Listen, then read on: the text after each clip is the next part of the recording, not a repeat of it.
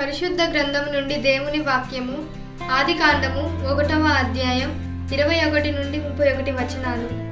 దేవుడు జలములలో వాటి జాతి ప్రకారము జలములలో సమృద్ధిగా పుట్టించిన మహామత్స్యములను జీవము కలిగి చరించి వాటన్నిటిని దాని జాతి ప్రకారము రెక్కలు గల ప్రతి పక్షిని సృజించెను.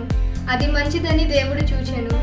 దేవుడు మీరు ఫలించి అభివృద్ధి పొంది సముద్ర జలములలో నిండి ఉండుడని పక్షులు భూమి మీద విస్తరించునుగాక అని వాటిని ఆశీర్వదించెను. అస్తమయమును ఉదయమును కలుగగా 5వ దినమాయెను. దేవుడు వాటి జాతి ప్రకారము జీవము గల వాటిని అనగా వాటి జాతి ప్రకారము పశువులను, పురుగులను, అడవి జంతువులను భూమి పుట్టించునుగాక పలికెను. ఆ ప్రకారమాయెను.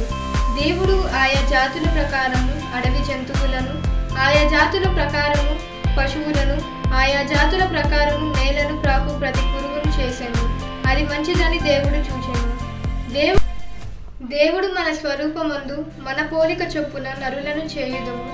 వారు సముద్రపు చేపలను, ఆకాశ పక్షులను, పశువులను, సమస్త భూమిని, భూమి మీద ప్రాకు ప్రతి జీవ జంతువులను ఏలుదురుగాక అని పలికెను.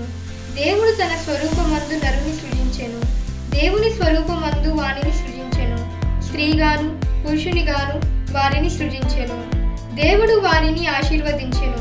ఎట్లనగా మీరు ఫలించి అభివృద్ధి పొంది విస్తరించి భూమిని నిండించి దానిని లోపరుచుకొనుడి.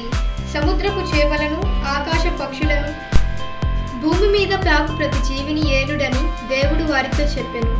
దేవుడు ఇదిగో భూమి మీదనున్న విత్తనములిచ్చు ప్రతి చెట్లును, విత్తనములిచ్చు ఫలవృక్షము గల ప్రతి వృక్షమును మీకు ఇచ్చి ఉన్నాను. అవి మీకు ఆహారమగును. భూమి మీద నుండు జంతువులన్నిటికిని, ఆకాశ పక్షులన్నిటికిని, భూమి మీద ప్రాకు సమస్త జీవులకును పచ్చని చెట్లనియు ఆహారమగునని పలికెను. ఆ ప్రకారమాయెను. దేవుడు తాను చేసినది యావత్తును చూచినప్పుడు అది చాలా మంచిదిగా నుండెను. అస్తమయమును ఉదయమును కలుగగా 6వ దినమాయెను. దేవుడి పరిశుద్ధ వాక్యాన్ని దీవించి ఆశీర్వదించునుగాక. ఆమెన్.